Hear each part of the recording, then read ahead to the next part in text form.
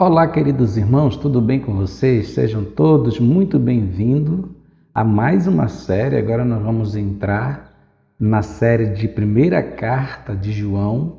Eu creio que você será muito bem edificado e a gente vai aprender aqui um com o outro. Amém? Você pode dar seu like, você pode deixar seu comentário aí. É muito importante você se inscrever no canal se você ainda não é inscrito para receber todos os nossos vídeos. Você assina ali, inscreva-se, clica ali no sininho, aí você vai receber todos os vídeos que a gente está postando aqui no nosso canal, amém? Então essa série é muito importante, da primeira carta de João, é um ensino muito forte, onde a gente vai aprender nessa carta das filosofias mundanas que estavam se entranhando dentro do corpo da Igreja do Senhor. E João se vê na necessidade de escrever essa carta, não só essa carta, mas o seu evangelho. Nós temos já uma série aqui do Evangelho de João, que fala do contexto histórico ali, do fundo mais aprofundado.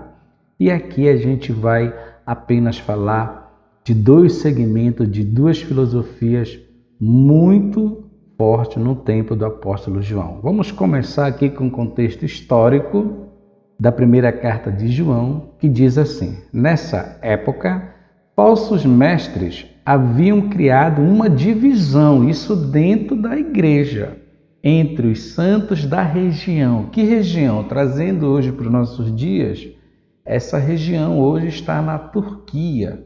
Essas igrejas, as 7 igrejas do Apocalipse, tudo hoje estão na região da Turquia. E na Turquia também hoje é onde o túmulo do apóstolo João é um dos lugares mais visitados e também foi aonde ele exerceu seu ministério na igreja de Éfeso. Olha que diz o texto: uma divisão entre os santos na região e a apostasia estava se disseminando na igreja. Uma filosofia em particular estava ganhando popularidade, era o docetismo, uma visão completamente diferente de tudo aquilo que os apóstolos haviam ensinado e deixado como regra de fé e prática para o corpo da Igreja de Cristo. O docetismo fazia parte de um movimento maior conhecido como gnosticismo. Um dos principais ensinamentos das muitas formas de gnosticismo era que o espírito era absolutamente bom e que a matéria, incluindo o corpo físico, era totalmente má. É uma filosofia, é um conhecimento muito forte que distorce completamente a palavra do Senhor. Dizer que Deus só quer o nosso espírito, dizer que o nosso corpo, claro que o nosso corpo ele é sim pecaminoso, a gente lida com duas naturezas dentro da gente, o bem e o mal. Aquela que a gente vai alimentar é aquela que vai prevalecer na nossa vida. Mas o sangue de Jesus nos purifica de todo o pecado. A gente não vai deixar de ser pecador, mas o que vai desagradar a Deus é a prática do pecado, é você bater naquela tecla que desagrada o Senhor.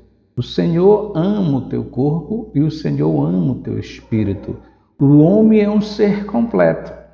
Então esse ensino estava sendo entranhado dentro do corpo da igreja para dizer que somente o espírito era absolutamente bom e que a matéria, o nosso corpo, é mal. Deus não precisa disso.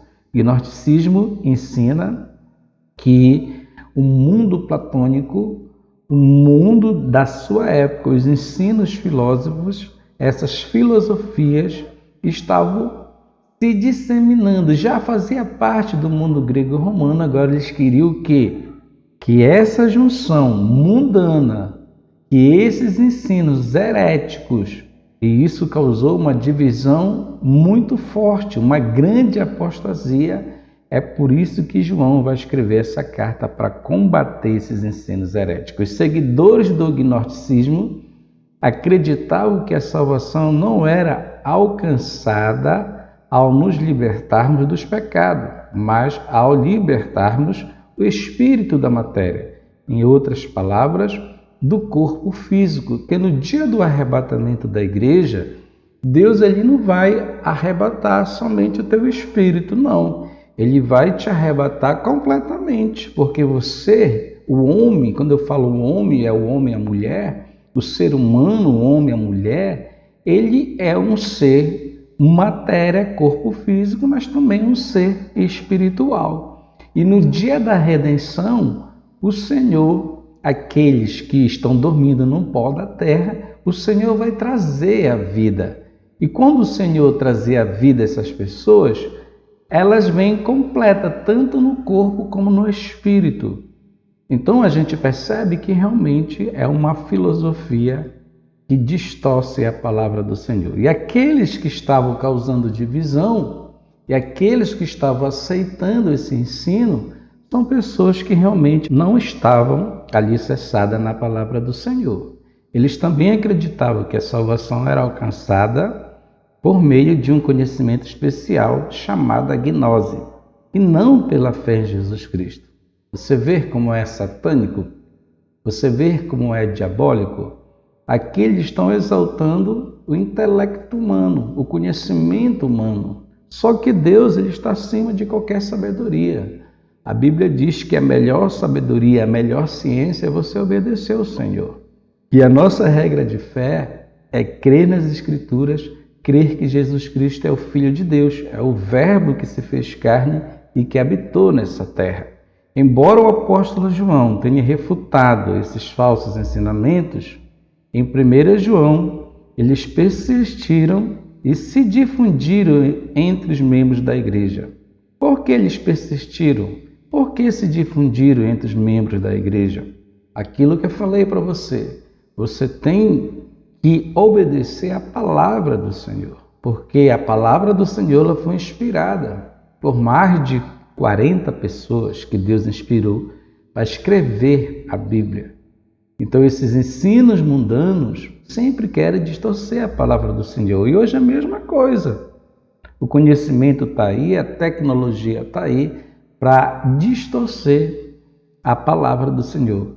Essas e outras falsas doutrinas constitui o que levou à grande apostasia, porque esses homens que chegaram na igreja para trazer esses ensinos eram pessoas que estavam dentro da própria igreja e também trazendo os falsos mestres para ensinar. E a gente percebe aqui no estudo que eles ganharam alguns adeptos, mas aquilo que eu falei, se a palavra do Senhor você não crê, se a palavra do Senhor ela não te libertar, se você não for alicerçado na rocha, que é Cristo, porque Deus levantou os apóstolos para isso, para ser os seus seguidores, para ser os seus discípulos. Então, todo aquele ensino de Jesus, os apóstolos sistematizaram, escreveram os seus evangelhos e as suas cartas pastorais para deixar para a igreja como regra de fé. Então, se chega um outro conhecimento do mundo para querer entranhar na igreja, é paganismo, é pluralismo, e isso não pode acontecer. Não podemos trazer coisas do mundo para distorcer a palavra do Senhor. Isso aconteceu na época de João, há 2000 anos atrás, e ainda acontece hoje na igreja, porque tem pessoas trazendo ensinos de fora, colocando, confundindo o povo e esquecendo realmente de pregar a palavra do Senhor. Então a igreja, o ministério que não é alicerçado na palavra, mas em movimento, em milagres, a pessoa ela nunca vai ficar naquele ministério porque ela não é alicerçada na palavra. Ela vai ficar pulando de galho em galho porque ela ainda não se converteu.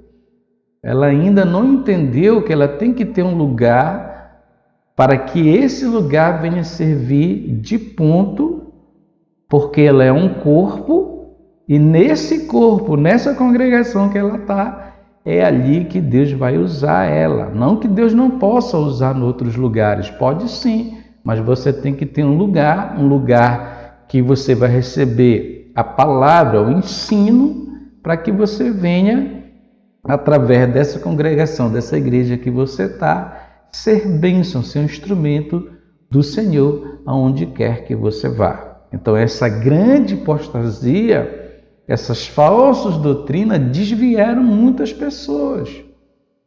E hoje está acontecendo a mesma coisa, não mudou quase nada, só os tempos.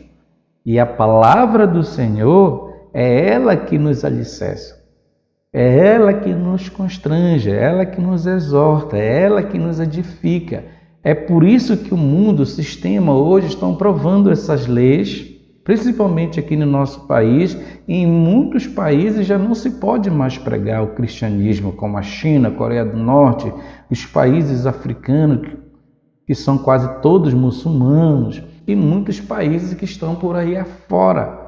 Por quê? Porque a palavra de Deus, ela incomoda as trevas, mas aonde ela chega, aonde a pessoa aceita e tenta viver e praticar a palavra, lá ela causa um grande bem, ela ganha uma nação, ela muda o ambiente, porque Deus, ele quer um ambiente de paz, ele quer um ambiente do bem. Então, meus amados irmãos, eu te convido, isso aqui é só um contexto histórico, é bem objetivo para que você venha entender essa carta. E agora a gente vai entrar no texto no próximo vídeo, que é 1 João. Amém? Vamos lá.